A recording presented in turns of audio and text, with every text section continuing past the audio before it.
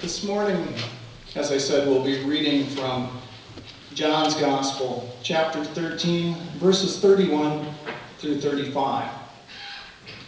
When he had gone out, Jesus said, "Now the Son of Man has been glorified, and God has been glorified in him.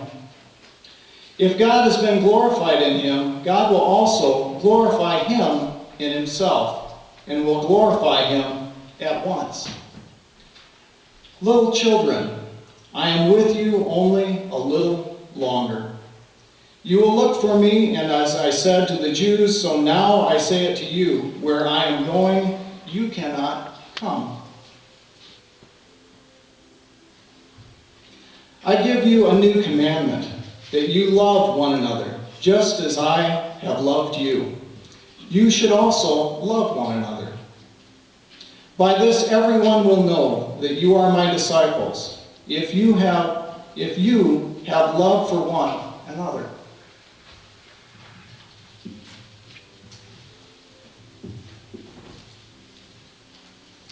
I'd like to start out this morning by thanking everyone for all the support.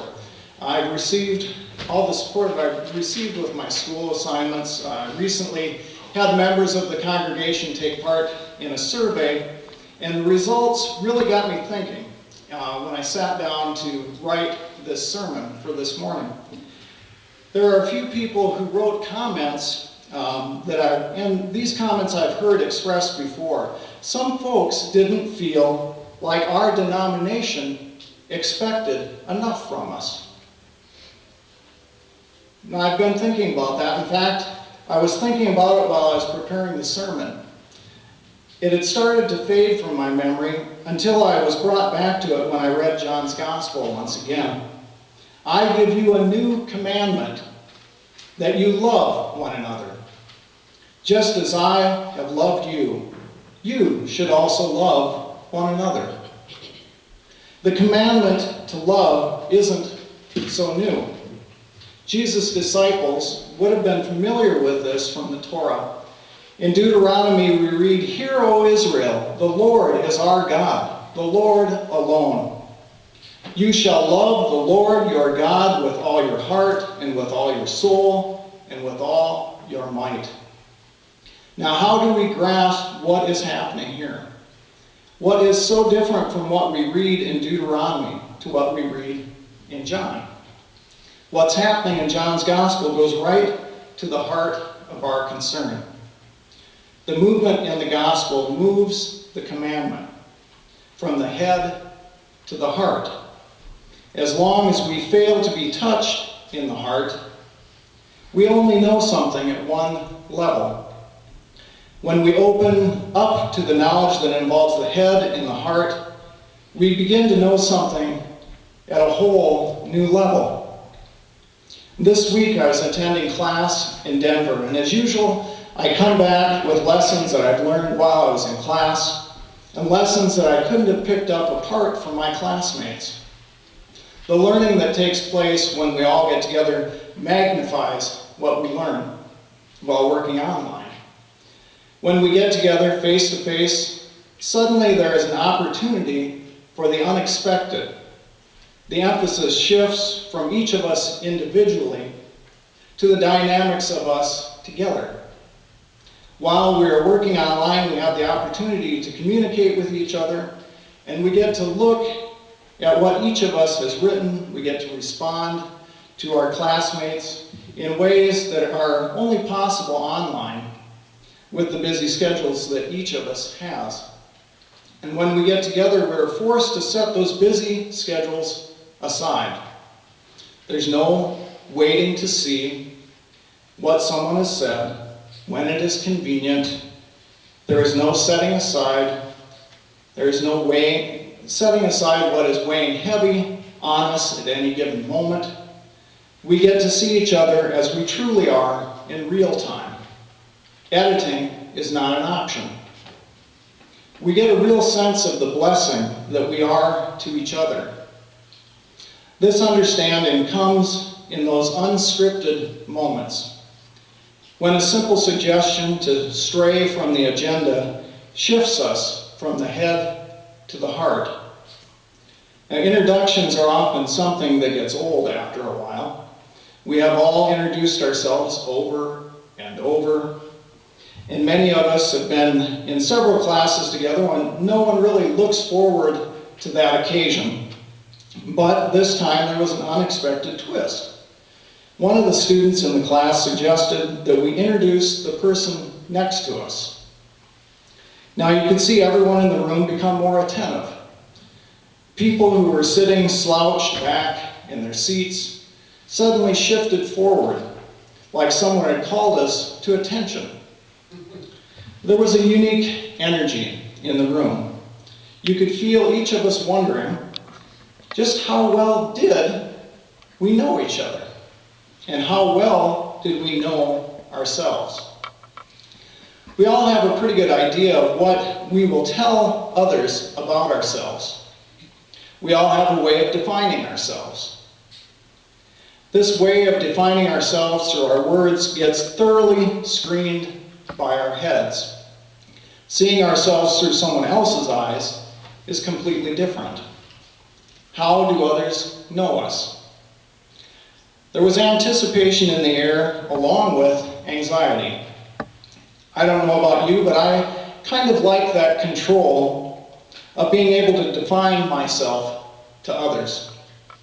Sometimes we may not be too comfortable with knowing how others see us. What if there is a disconnect between what I like to think of myself as compared to with how someone else truly sees me? Now, judging from what I saw take place in the introductions, there was a room full of active hearts. And the tension in the room fell as the first introduction took place. We could quickly see that we truly knew and cared for one another. The bits of information that were being shared differed from the laundry list of things that we spout about ourselves. What was being shared seemed to get right to the heart of us. Now, this wasn't about how we wanted to be viewed. This was about how we were perceived by people who have become very close to us. You could see the wheels spinning as we were all strained to listen to what was being said about our classmates, while at the same time we thought about what we were moved most by the person next to us. The energy level seemed to get pumped higher and higher, and each person revealed things that none of us would have been able to say about ourselves. Now, the expectations were set quite low for introductions. Living within the expectations would have cut us all off from what ended up being a meaningful exercise.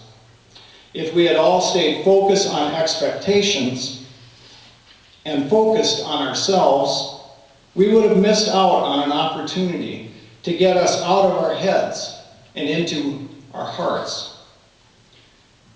Expectations often have a way of setting a floor. We hope that at least someone will do this much. We get used to thinking in this downward direction. I once had an opportunity to upset someone's expectations, and it wasn't through anything that I intended to do. I was on my first short-term mission trip in Haiti, and whenever I'm in Haiti, I don't tend to sleep very well. And one morning I couldn't sleep, and I walked out of the pastor's home that we were staying in, and I sat on a little wooden bench out in the courtyard, and none of my other team members were up yet. And I was looking for something to do. I just wanted to keep myself busy until everyone else started to get up and moving. And I saw one of the women that had been taking part in food prep all week. Every morning you'd get up and there'd be a group of women there that would be cooking.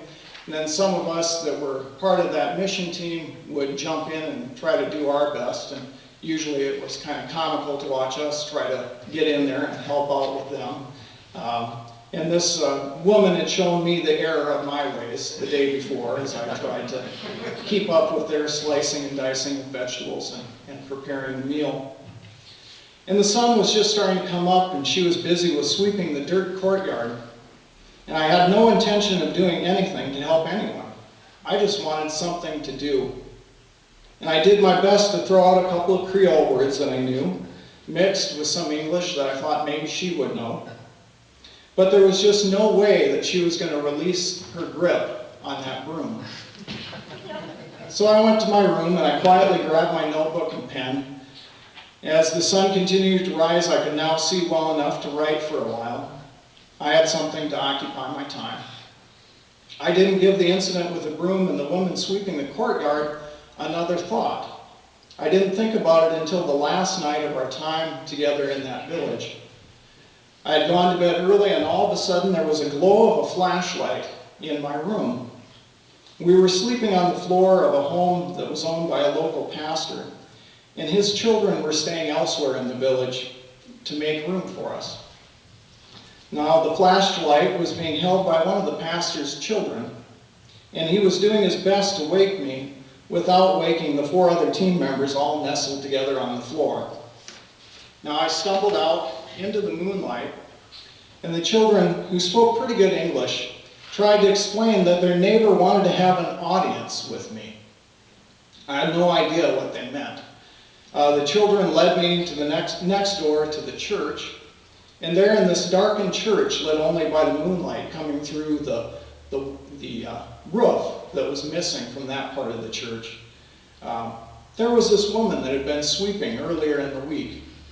Now, I sat down at a small desk, and the children proceeded to translate what she had to say to me. And she said that she had never imagined a white American man would ever want to serve a black Haitian woman. My need for something to keep me busy one morning, simply an accident of restlessness, was what ended up having a profound impact upon this Haitian woman. I doubt that she would have felt the need to send the pastor's children to wake me up and meet with me at the church if I had simply quoted her some verse or acted in any other way that she would have expected. Something that I wasn't even doing intentionally had a way of touching a heart. Now, in the time that Jesus spent on this earth, we were given a glimpse of the heart of God. The verses that we read in John's Gospel today come after Jesus has been doing the unexpected. Expectations, regardless of how high, can seldom match up with the possibilities of the unexpected. We read earlier in John chapter 13, verse 1, having loved his own who were in the world, he loved them till the end. Now, in a completely unexpected act, Jesus comes to his disciple. Jesus, the Son of Man, got up from his table, took off his outer robe, and tied a towel around himself. Then he poured water into a basin, and he began to wash the disciples' feet and wiped them with a towel that was tied around him. How could this act have been expected? This is something truly beyond the grasp of the head. This clearly moves into the space of the heart. We can know some things in isolation, but what we can do alone is so limited. Now, in the movie The Razor's Edge, which is a favorite of mine, and it's not one of Bill Murray's more famous movies, most people don't really know of it, but Bill Murray's character is seeking enlightenment, and he's read all the spiritual masters. He's lived among monks up in the mountains, and eventually his character is led to this high mountain peak, far away from the monastery, up in the Himalayas. And he's situated up there, and he's seated with his collection of holy books, and he sits to read and to meditate. And he's freezing up there by himself. And finally starts to light pieces of the books on fire just to stay warm. And eventually comes to the conclusion. It's easy to be a holy man on top of a mountain. He returns to participate with all of humanity, and he sees the need to share his gifts with others. Now, there's something that searches for more within all of us. We tend to want a pathway to God clearly defined. We read that we are to love with our hearts and our souls and our might, and we take that into our heads. And then Jesus comes and he washes feet. And he says, I give you a new commandment, that you love one another. Just as I have loved you, you also should love one another. Now, we cannot work out how to follow the first commandment, to love God, unless we live into this new commandment. It just can't happen in isolation. We will find what is expected in our relationships to one another.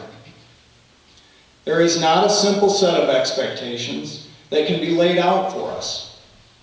We love the Lord our God in real time, in response to each other, as we find each other every moment of every day. We find each day a new challenge, a new set of expectations as we change in our ability to love. And our neighbor's needs for our love change as well. May we live into that unexpected opening to love each other. Have we found the love that waits for us to act on it? Now, if we've managed to do this each day, let us do this before we ask for anything more. Amen.